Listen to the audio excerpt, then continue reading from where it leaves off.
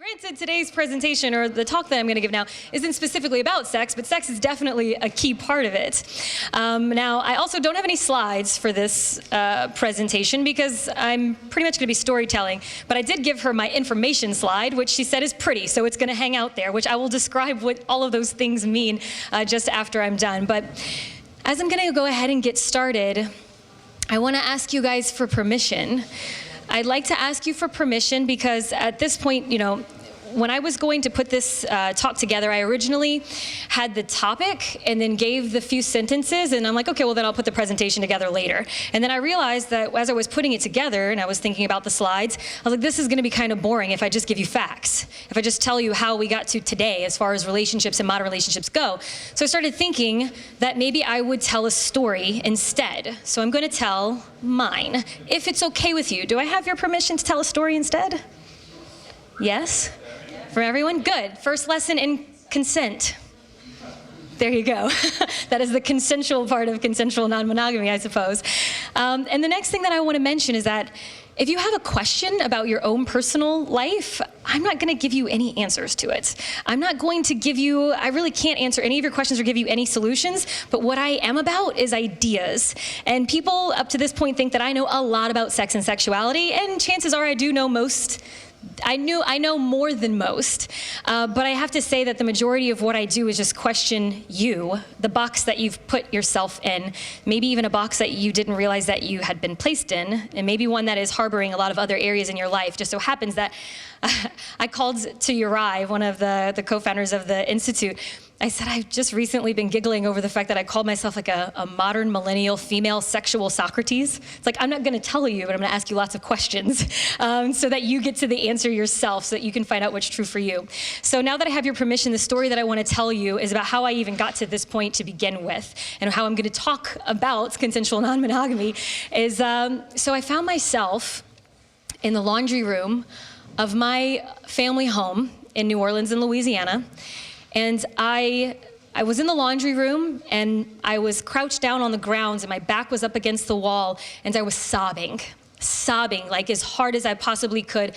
And this was the onset of my last, hopefully ever, panic attack that I will ever experience. And the reason why I was sobbing was because I kept telling myself, like, how the fuck did you get into this position, Alexa? How did you do this? How could you let all of these things go so crazy? How did you let your relationship and your life just slip through your fingers like this? Why? There must be more. There must be something different. Like, what did you do? And at that point, I stopped with all of this egoic nonsense that was going on in my head, and I said, stop right now. Do not do this to yourself. This will be the last time that you cry this hard. This will be the last time that you find yourself in this position. You will make a change. Only at that time, I didn't know what the change was going to be. So I kind of dusted myself off, and I picked myself up, and then I decided I'm gonna change the game, because I just found myself losing my relationship that I had been in for over 4 years to the person that I had been engaged to for over 3 of those years, and it was literally laden to the brink. It couldn't be filled with more guilt and shame, infidelity, disloyalty, and it was disgusting. And it was the second time around that I had done the same cycle, where it's like, there must be something different, and I literally felt like I was losing my identity. Not only did I lose a lot of money in the process, but I lost who I was and had to figure out how to put all of that back together. So fast forward a year from there. And at this point, I should mention, the job that I had was a cruise ship crew member. I did that for 6 years. I was the manager of a revenue department on a cruise ship. And so that's what I'd been doing for 6 years at the time. So anyway, I find myself on a ship, and at this point, I lost a bunch of weight. That was how I basically threw myself into personal development. I was like, this is what I'm gonna do. I'm gonna get my shit together, and I'm gonna figure out a new way to live life. And at that time, I wasn't ready for relationships, so I just did this whole typical cliche chick thing where I'm like, I'm living life for me. You know, it's no big deal. I'm not really into the relationship thing. And I told myself, no more to men, no more to women at that time too. I was like, no more to that. I'm just gonna focus on myself. Lost about 35 pounds. Was heavily into personal development, and I felt really good about myself. Figured out, you know, it was the first time I was like, what's my favorite food and my favorite color, my favorite music to listen to, and then it wasn't attached to another person. So it was like really finding myself, so to speak. And so I remember I was sitting in one of the auditoriums on a ship, a new ship, one of the largest cruise ships in the world, actually. And I'm waiting for a normal, like, mandatory training, another mandatory training that you have to do whenever you live on a ship. And I remember that there was this gentleman that entered the room, and I was facing the front, and I was waiting for whatever this training thing was gonna be. And I remember feeling him before I recognized or knew that it was a person, and I just felt his presence. And I remember turning around going, what's going on? And I turned around and there he was. And I call it being hit with like an alpha swag. It was like just washed over me, like one of those things where I'm like, okay, take me now.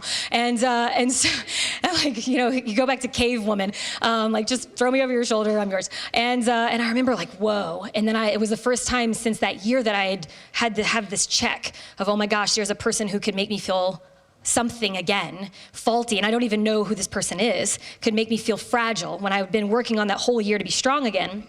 And so anyway, he was the cruise director, and he went, we did the training and everything, and he could feel my response. Now, that presence and that response happens to be a lot about the other talk that I'm doing, which has to do with sexual deviancy. So that's gonna be on Sunday. But anyway, back to my story. So anyway, him and I start to go on dates on the ship. We start to kind of see each other. And for the longest time, like, he wouldn't touch me.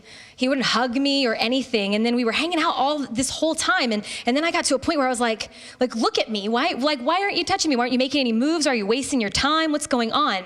And I remember after about half a bottle of wine, then I got the courage to ask. And I said, so basically, what's the deal? What is your deal?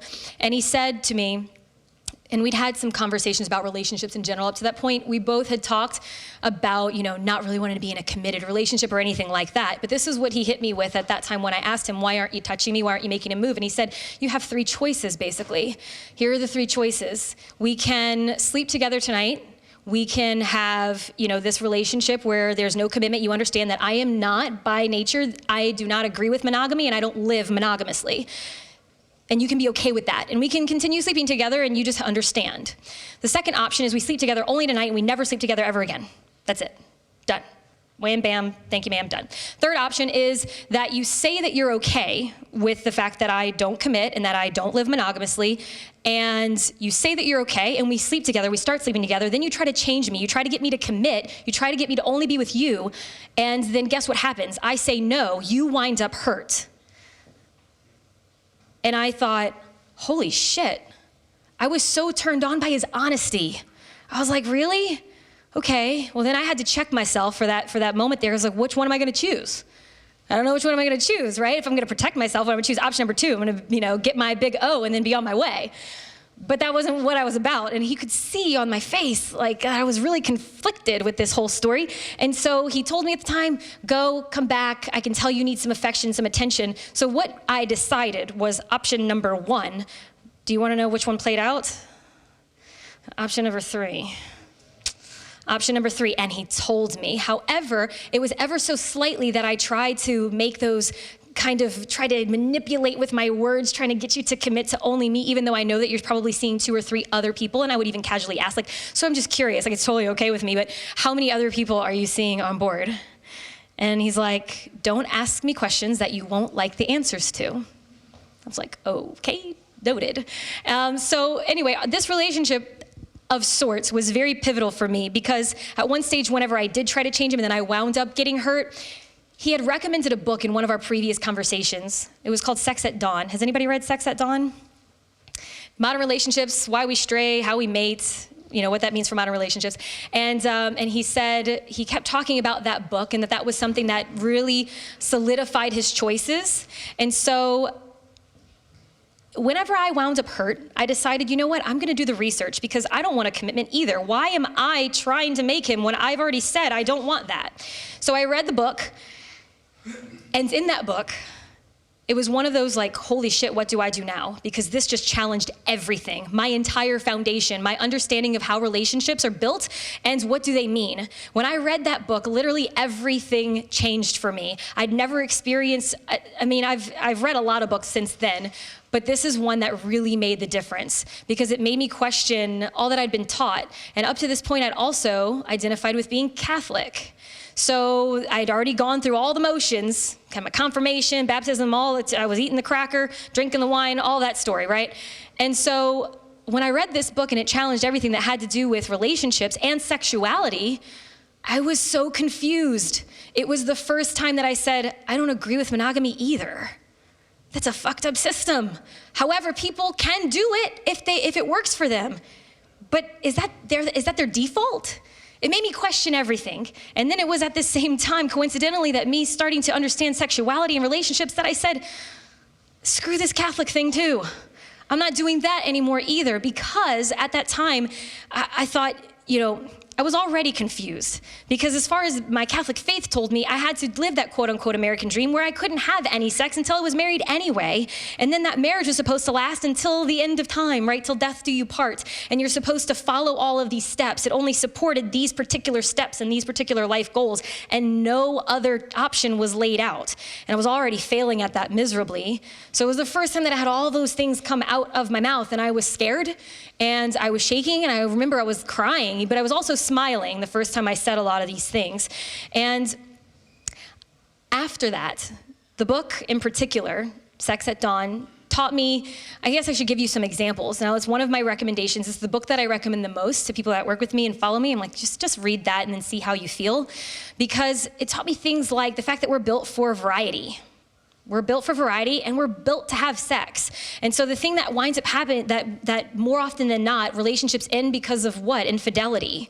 So it could end for a lot of other reasons, but that happens to be something that is definitely on a lot of people's minds. Like, is my partner cheating on me? That whole word of cheating.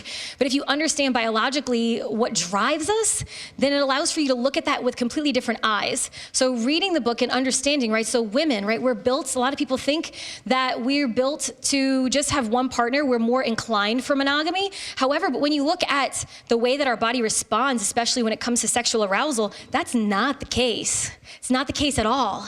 Has anybody ever heard a heterosexual couple have sex ever before? Have you ever watched porn or like heard somebody in the next room? Have you ever heard them having sex before? Ever? People having sex? Yes, probably more than you that are willing to admit. Okay, have you ever heard an instance where the man is making more noise than the woman?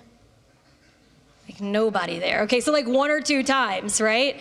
Okay, the reason is because female copulatory vocalization, we are shouting out so that when you're done pumping and you go into your refractory period where you snooze, and I'm like, hey boys, I'm ready for the next one, right? I'm calling the other ones. Now that's like thinking all the way back, right? So the thing is, we're literally, just that one little thing lets you know, like, what's up with that? We're fighting against this, we're fighting against the way our body operates, and the fact that men, right? If we look at, just an example, if we look at our closest primate relatives, which we are primates, we have our closest primate relatives are the bonobo and the chimpanzee. We're equidistant DNA away from them. And then like far down the line, we've got like the gorilla and the gibbon, right? So if we just look at those primates, the gorilla and the gibbon might have sex throughout their lifetime 12 to 15 times. But on the other side, us, the chimps and the bonobos, it's over 1,000 times in our lifetime. We're literally built to have sex. That's what we do. And the fact that we try to only do it with one person, it's tricky. If we think committed relationship until death do us part, it's tricky.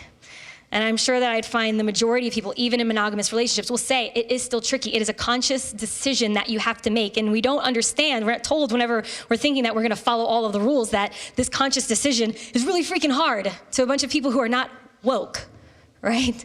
So,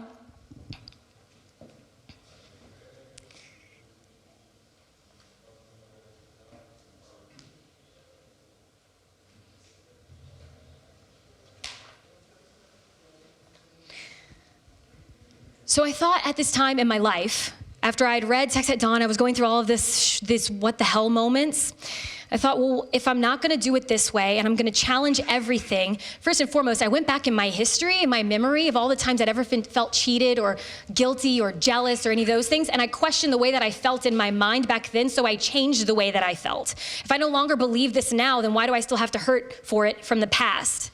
So it was an interesting thing that happened to me. It was wonderful as far as my personal development goes, but at the same time, I was like, if I'm not gonna believe in this anymore, but this has occupied so much, of who I am in my life and everything. So if I don't believe this anymore, what am I going to replace it with? I don't know what my options are, and I certainly have no one as a role model to show me what the other options are. So I Googled. I went to Google to help me. I was like, what am I going to do? That's like going to Google and saying, you know, at 17 and you're about to go to college and you're like, what should I do with my life? And you Google like, what should I do with my life? It's kind of like what to do if I don't choose monogamy. But like so I Googled what to read after sex at dawn. Has anybody ever read The Ethical Slut? Okay, more people, well, probably the same people that read Sex at Dawn, because maybe you Googled it too. You're like, what do I read? Like, what the hell do I do now? So The Ethical Slut, and that opened the door, so to speak, because I was like, I know I don't like this, and I know that this isn't working, this box is not working, that society handed down to me, that tradition handed down to me, that my faith handed down to me. So if this isn't working, then what are my options? It was the first time that I was like, okay, what's polyamory? It doesn't really make much sense. It's like Greek and Latin mixed together, but I'll roll with it. Okay, so many loves. All right, so do I want to live like that?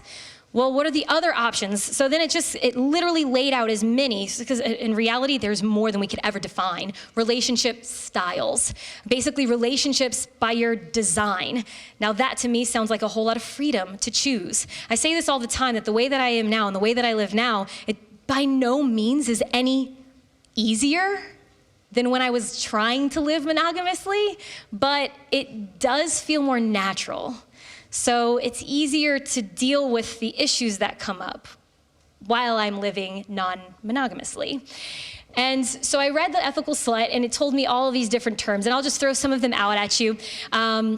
Polyamory meaning many loves. I know several people who are in polyamorous, even tribes, because there's lots of different types of poly. I have a family that I'm very close to that they are starting a big old tribe. You can tell I'm from the South when I say big ol', right? They have a big old tribe in, I think it's Pennsylvania, if I'm not mistaken, and their whole means of relationship is continuing to get more people into the relationship. They have children in this situation, and that is the way that it works for them. Granted, it takes a lot of communication. Imagine, if you can't communicate with one person monogamously, just add 4 more people to the mix. It requires so much more or a higher level of communication skill than I would say maybe even a monogamous relationship would require. I happen to personally, I'll give you my personal way that I like to live now, is it's referred to oftentimes as sologamy, which sounds kind of like salami, which doesn't sound attractive. But I consider myself to be an island. I like to move around a lot. I remember Uri was talking about taxes in the presentation 2 presentations ago, and he said, oh, the people who move around a lot can avoid taxes. I was like, that was me. I never am still, and so I like my relationships. It doesn't mean that I don't crave attention or I crave affection or crave a long-term relationship. It's just that they're in another location, so I go to them whenever it's convenient for me. Yes, I get to be selfish in this sense because I've set that standard.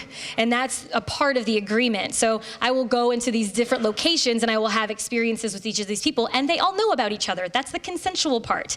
But it's up to each one of them how much more they want to know about the others. That's what I grant to them. So there's lots of different ways, right? Sologamy, you have polygamy, which is if you're going to be married, then you'll say polygamy is like many wives, polyandry, many husbands.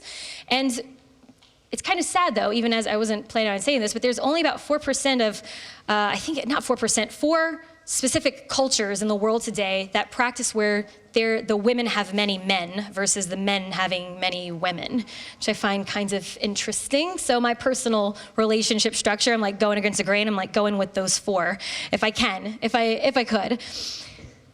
Now, the reason why I tell you all of these things isn't because I want to say that monogamy is bullshit. I mean, the current way that we think of marriage and monogamy, it's like marriage, monogamy, love, sex, all of those things have to all be together, and that is relatively nouveau. It's only the last couple hundred years that we've been operating that way. If we think about us as a whole, anatomically speaking, humans have been around for 200,000 years, and for the last 10,000 have we been operating the way that we operate now as far as coupling. That's a very small amount of time in the whole grand scheme, right? So if we understand those things, then we can essentially try to make ourselves happier. We can essentially try to build in more freedom, which I think maybe might be the reason why I'm having this conversation with you to begin with, is because this is about trying to put more freedom into your relationship structure. Even the word structure sounds kind of icky, but I'm not bashing monogamy as a whole, right? If that's your conscious decision, then understand that's your conscious decision and understand the woes that might come with that, and understand, at least biologically speaking and historically speaking, how we've gotten to where we are today so you can work with that in your favor. I'm not saying this, right, like I say, this is a funny part too. My sister is 13 years older than me. She's been married to my brother-in-law since forever, it feels like, for over 20 years. They're coming up to their 20-year anniversary. And my mom has been married 5 times. So I had to see both of those things. It's like, this is obviously broken, but I've also had many conversations with my sister where she says, I'm on my long walk to 30 right now this year. She says, you're 30. She's like, don't do it. Don't do the kid thing, don't do the marriage thing. But she's had like my nieces and my brother-in-law who have been in my life since I was, well, not my nieces, but my brother-in-law's been in my life since I was 3. So it's like, how are you saying that? She's like, just don't do it. Just keep doing whatever you want, right? You're always gonna see the grass is greener on the other side, so to speak.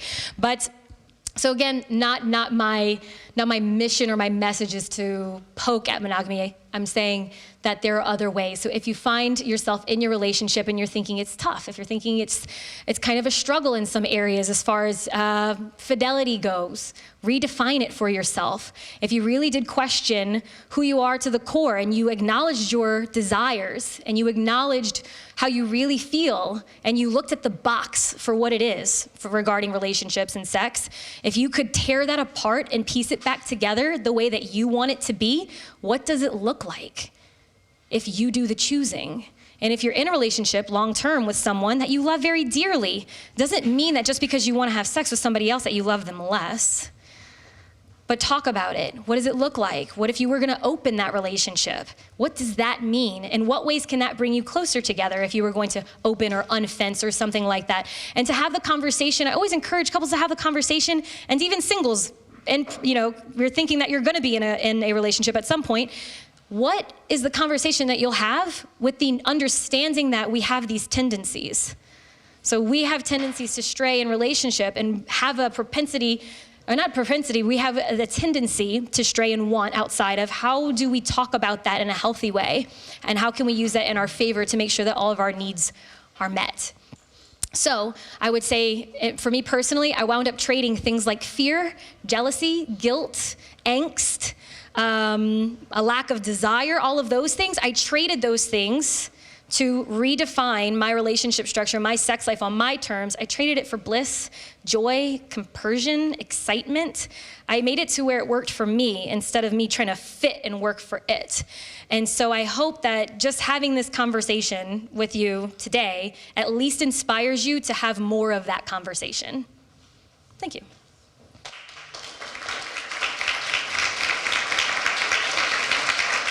How did I do for time? I actually don't know how I did for time.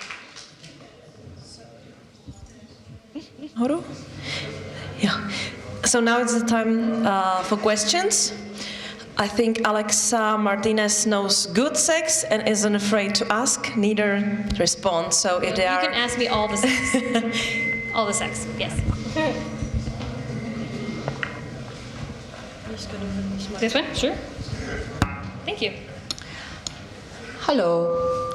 So I had a chance to talk to you a little bit beforehand, and we talked a little bit about polyamory, etc. And my experience is that a lot of polyamorists, they do this thing of, oh, monogamy is prescribed in society, but we're not built for it because biology, evolution. And so the example you gave is the orgasm, the female orgasm, and we're vocal during sex, etc. Mm-hmm. Therefore, women are receptive to multiple partners and blah, blah, blah, blah, blah. So my fear is when we take evolution and biological truths, we still can twist them to a narrative that we prefer. And I think those books do that, and as well as Catholicism does it as well. So, okay, for example, you have your interpretation of why women are vocal during sex, and I would say men, when they have orgasm, they ejaculate and it's visible and you know that it happened. Women orgasm internally. And so men don't know if they orgasm unless they're vocal. Now, why should you know it? You're right, but why?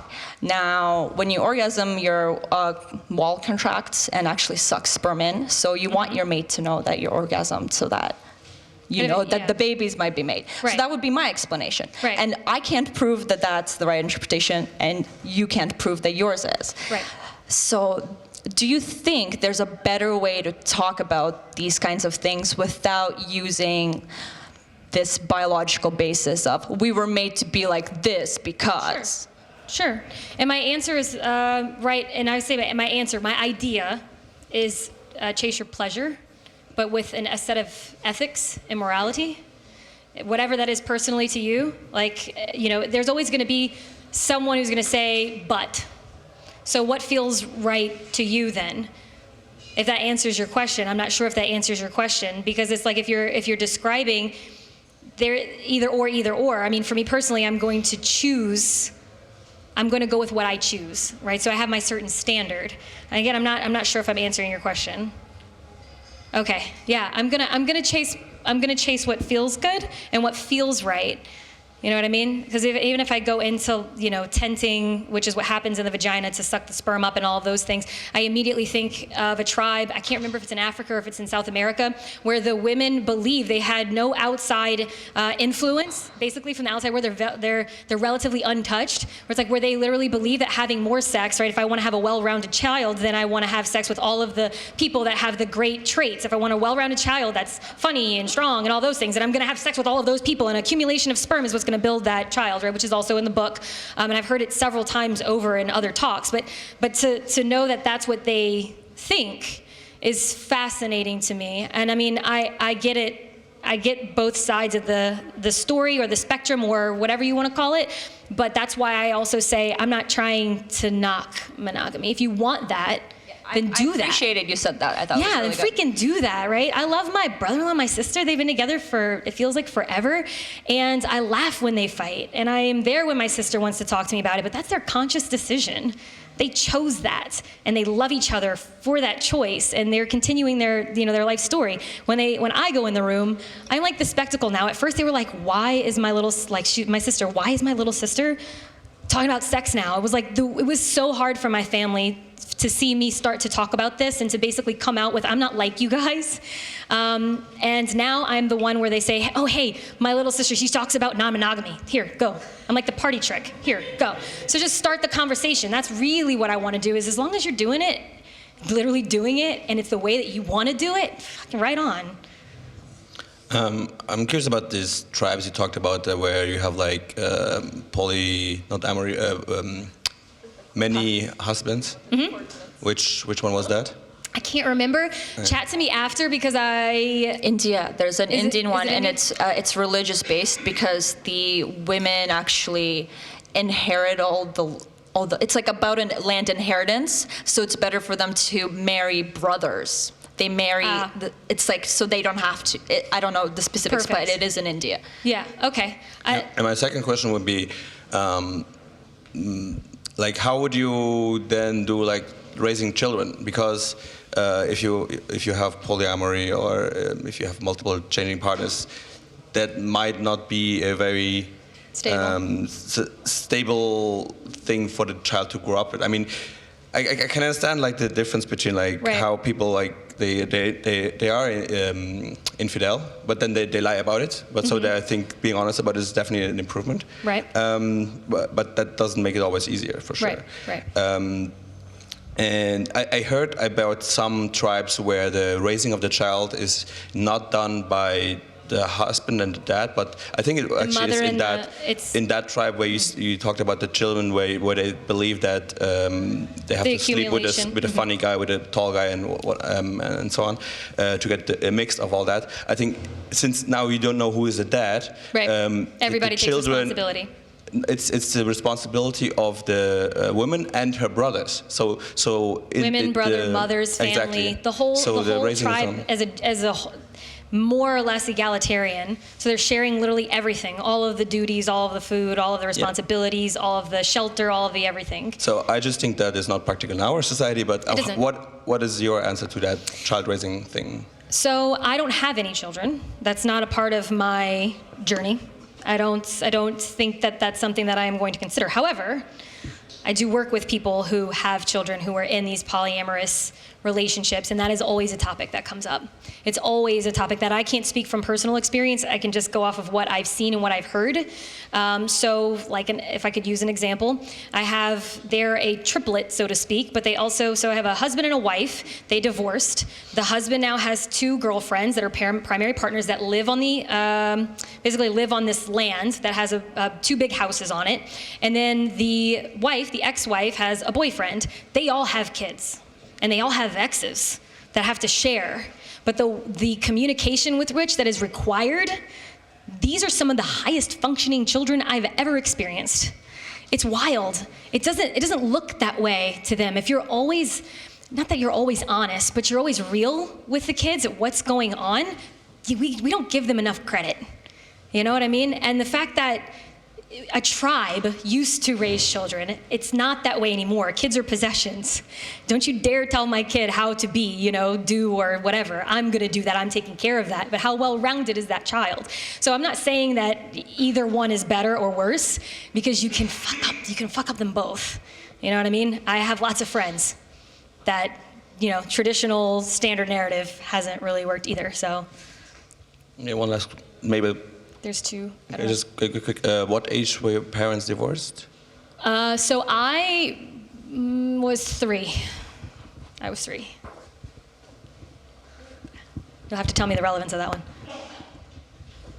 one. There is a theory about raising children that it's not very safe. It's dangerous for a kid to have only one woman as a a pattern, and one man, because then they idealistic them, and they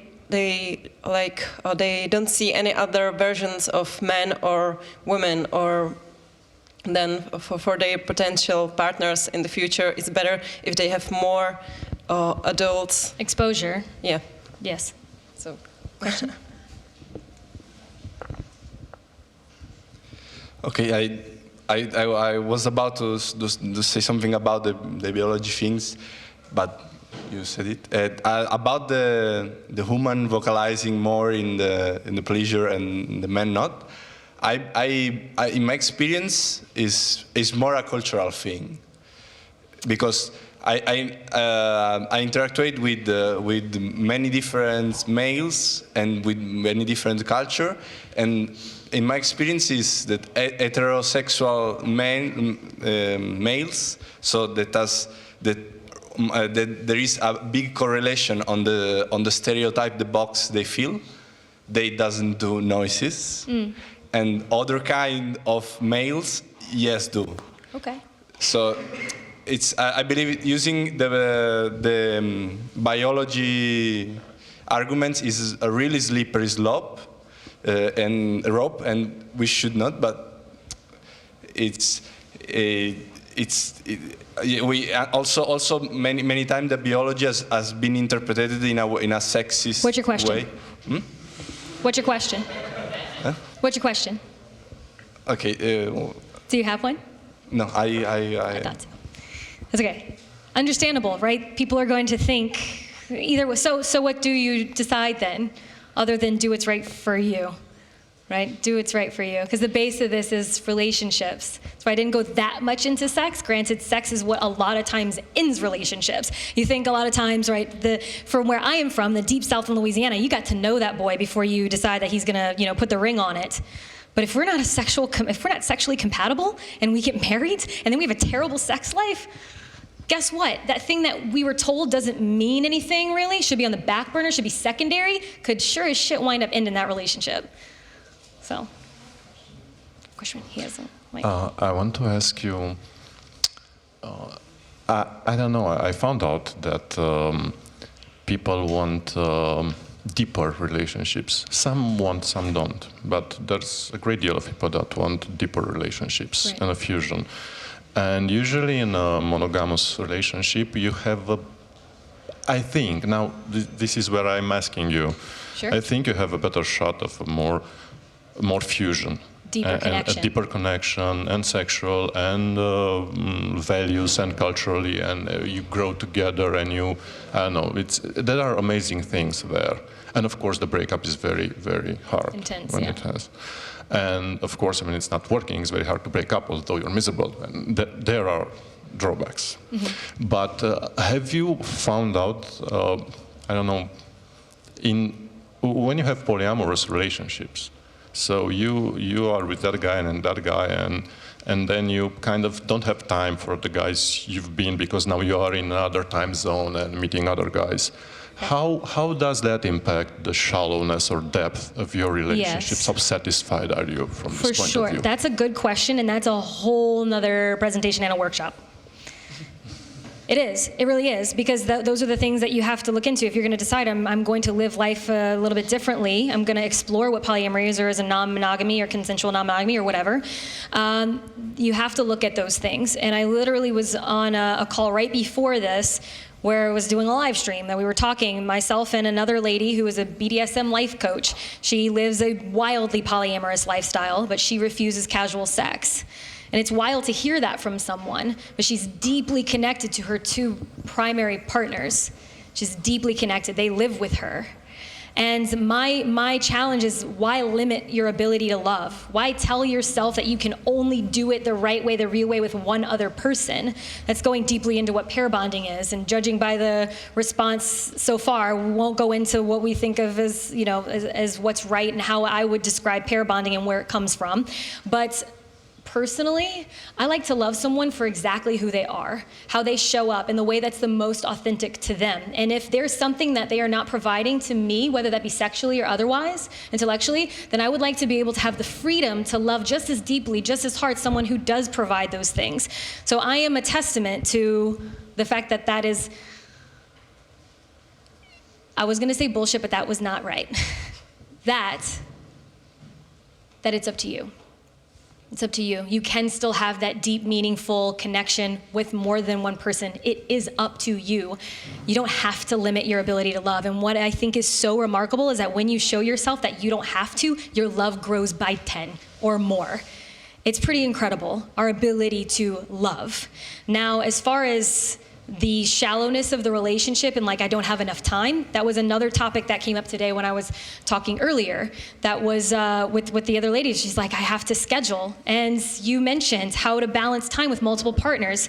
That was something that you saw on my blog at thevioletbutterfly.com. Like I have writers from a lot of different places. The writer of that particular article talks about it. She's got to have a calendar with all of her people so that they know who's who in the zoo and where they're going and how they're doing it. But again, it's up to you. If you want that many lovers or you want that many partners, that it takes that much time, well, then you put in the work in order to make sure that everyone's needs gets met. You're talking a lot.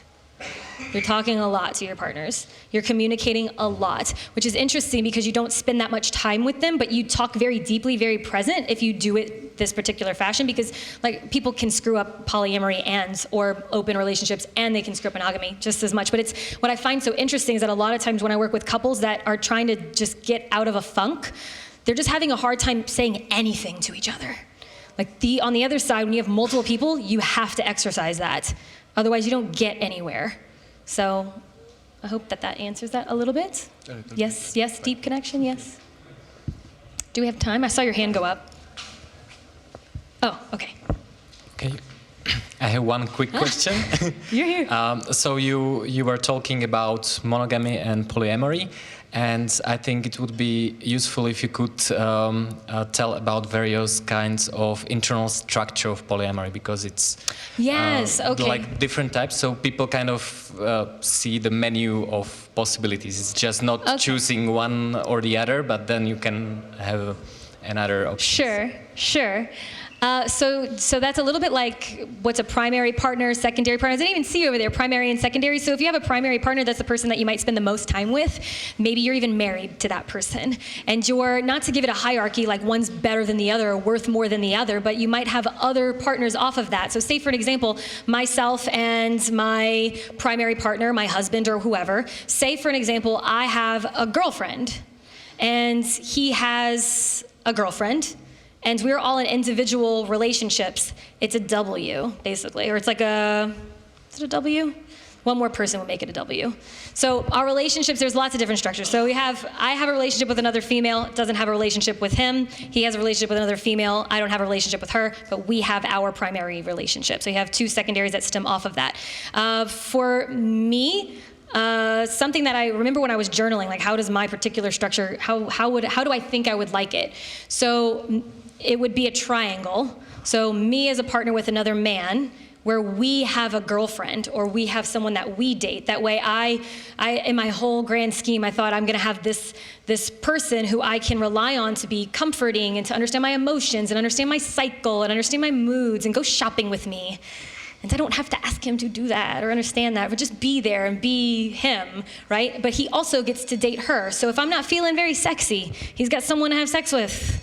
But if I'm interested in some kind of other relationship, or some kind of sexual experience, maybe with just her, so we all wind up being our own individual relationships and then as a whole. So it'd be like a V, triad, so to speak. I think that gives kind of an idea. Is there another one?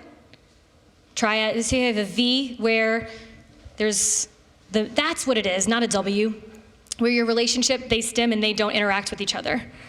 So if you have the primary couple as the middle here, this is interesting, that the primary couple is in the middle and you have your two relationships outside of that. This is great. It's gonna get even better. When you guys it's a little bit, I will say this. So the next talk that I'm doing, that's about full spectrum sexuality and sexual deviancy. That one's the one that really gets saucy, I have to say, right? This is all relative. Your relationships are relative. So, like when it comes to sexual deviancy, that's a whole nother subject. Here. Okay. Hello. Hi. So I've been exploring polyamory for a while, and I often have this challenge. For example, I met a girl recently, and we talked about polyamory. This is the way I like to explore relationships and kind of designing the relationship and stuff like that. And she's very curious about it, very curious about the freedom, and in a rational way. But I know that the moment I don't know, in a couple of months or a year or something, I will tell her, oh, look, I met this other girl and I'd like to explore, go on a date or something. Yeah. I feel that she will suffer. Yes. And I have a challenge now, like, what? She's an option, kind of yeah, like, she's like that. Like, I'm not sure where to. You're paying attention. I'm not sure where to draw the line.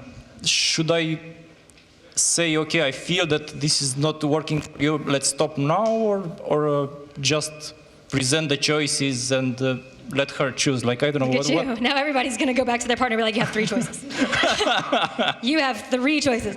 No, I mean, it's a part of that communication, right? So you enjoy polyamory, or that's something that resonates with you, but you find yourself in a technically monogamous relationship, right? So what do you do from there? How do you make her feel comfortable? But I would say you remain steadfast in your decision, because every time you allow for her to call you hers, you're narrowing that, I would call it the wiggle room. You're starting to make it harder for you to wiggle out of that. And she is not manipulating, but that's the way that situation plays out a little bit, where it gets really hard. But you have to have more conversations. Have them with yourself first, then have them with a stranger on a bus that you'll never see again. Just completely weird them out. And then go home and talk to your partner, because you've got it out. You've worked it out, right? That throat chakras, there's nothing blocking you. It doesn't feel like needles are in your throat. And you're like, look. You have a conversation that's like, look, I have something that I'd like to share with you. It's very vulnerable. And if it's okay with you, I don't want you to judge me, but I want to bring something up. Is that okay? Of course it's okay. And then you share, okay, these are the feelings that I'm having, but of course I am concerned with you. How do you feel? right? Because it's a lot of feelings. And then you go from there and you work it out. But then also understand that if she's not there yet, what is your choice then? Because your choice is to either stay with that or to consciously say, this is not working. It's not benefiting you. It's not benefiting me. It's on my mind all the time. I feel restrictive to myself. I don't feel like myself anymore. So what do? You uncouple, or you unthruple, or you unquadruple, or whatever, right? I think it's time for last question. What do you think of poly relationships where they have an agreement of seeing other people, but only one of them ends up doing it? So I had this question. I actually asked this question to a poly family as well, where he was going on dates and both of the women weren't. And I had a conversation with one of the ladies who's a good friend of mine, and I was like, why aren't you going on dates? Like, why aren't you going? And it was uncomfortable at that time for him. He was still working through, I guess, some of his own personal stuff. It's been about 6 months since, and now they are going on dates as well. So that's like one side of that. Like, it took some time and it took a lot of communication. You had to get to a certain place and a certain foundation before you can springboard off of that. But otherwise, if you're in a relationship and they just don't want to. So there's a book called Open, I believe. It's called Open. And I don't know if did the slides work or no? No, they're off.